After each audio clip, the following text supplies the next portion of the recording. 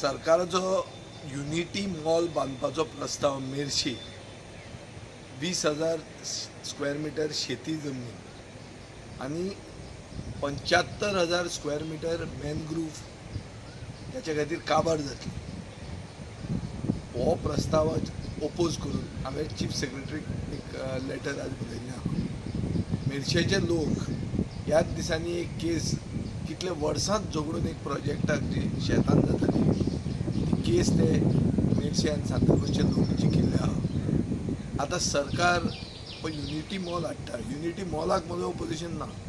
हांव म्हणटा की आनी खंय तरी तो प्रोजेक्ट व्हरचो, तो थंय व्हरचो न्ही.